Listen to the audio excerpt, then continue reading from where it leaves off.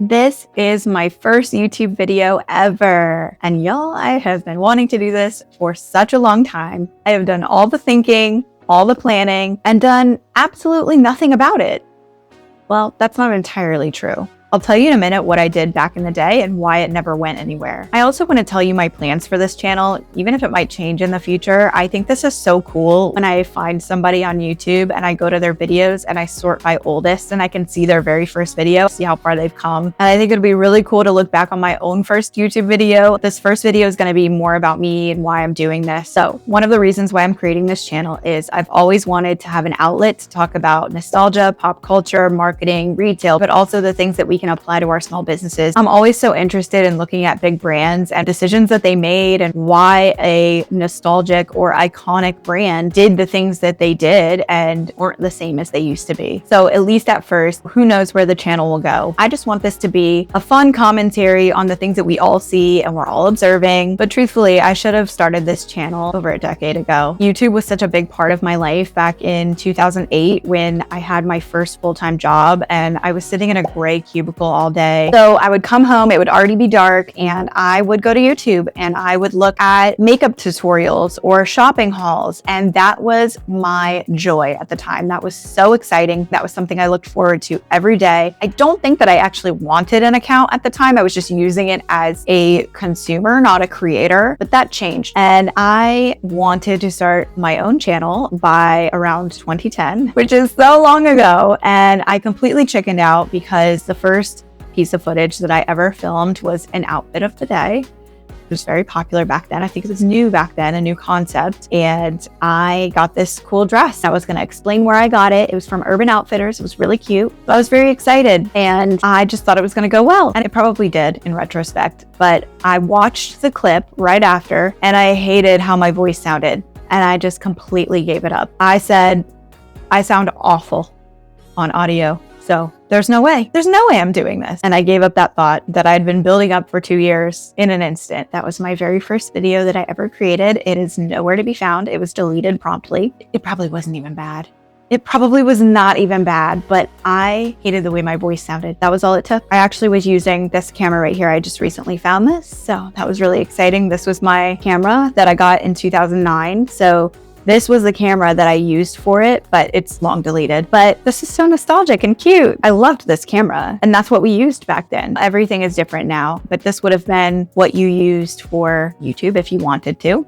Could have got a better camera, but you bring this to the club. You did not bring your cell phone into the club. You brought this into the club. And yeah, this was just everything back then. Never ended up doing anything with that video. And my dreams of creating content were killed that day. But we get older, we get wiser, we try new things, we care less, and things changed. I actually left a corporate job at the end of 2018 and started my business. And if you have your own business too, you probably know that creating content is such a big part of it. You kind of have to be out there doing some sort of social media or exposure, discoverability. And so I started creating content on LinkedIn and then eventually got into creating videos.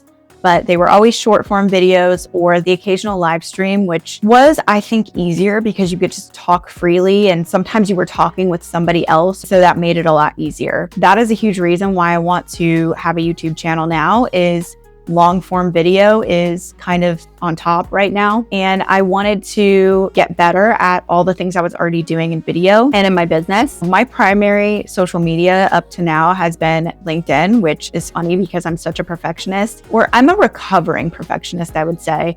And LinkedIn, I feel like keeps you in that zone a little bit because at least at first you're so worried about what everyone thinks because it's all your old coworkers, but it has minimized my perfectionism by about 90%. From the time I started my business up until 2024, I was kind of like off and on with LinkedIn. And then the last 2 years, I've been really consistent, posting every week, multiple times a week, usually posting videos, getting on live streams, things like that every once in a while. So it definitely took a lot of stepping stones. It took a lot of time time. And it was more safe content because it was me creating content about my business. And I think that's a huge reason why I'm starting this channel also is I don't want to only talk about business. I don't want to be boxed into the content that I've been creating so far. Being on a bigger platform, it does open up more opportunities, and that's always what I've wanted in my business. That's why I left corporate in the first place, was to take away limitations. And unfortunately, I still play it small in business. And I think that's a big reason why I've focused so much on LinkedIn as well, because it is a sort of smaller social platform, feels more like a community. And that's a really nice thing, but you can still stay in your overthinking perfectionism zone over there. My YouTube channel is not going to be anything like my LinkedIn content, or maybe my LinkedIn content will change.